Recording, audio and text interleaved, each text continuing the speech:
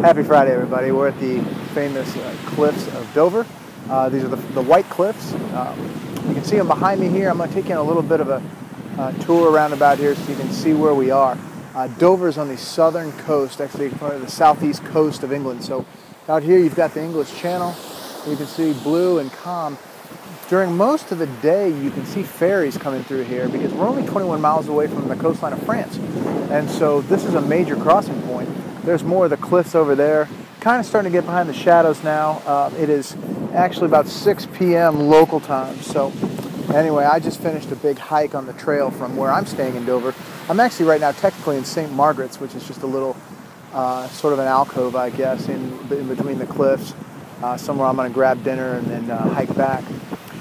So this is, along with being a beautiful town, and it is, it was a huge strategic point for several wars. Most recently, obviously, World War II.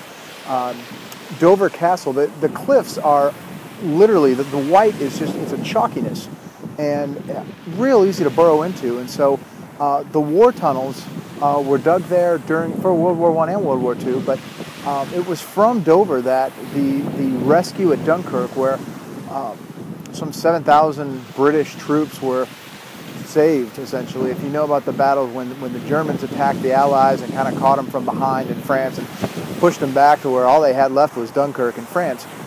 This is where that dynamo operation, I guess, was conceived. This is where it was run and where they managed to get in there and in heavy bombardment rescue all those soldiers. And so it's for the World War II buff, this is a great place to see. For the nature buff, it's a great place to see because obviously with the hikes, it's a lot of fun. It's my last day in the UK, so I want to spend a second or two on that. About 3 weeks, actually just slightly over 3 weeks here, and I had a blast.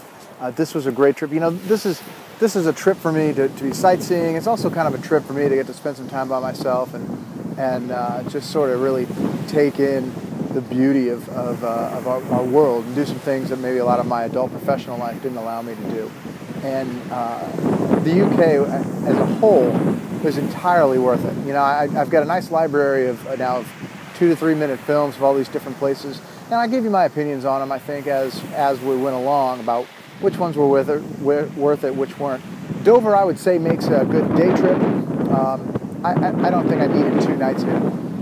You know, just to sort of illustrate that a little bit.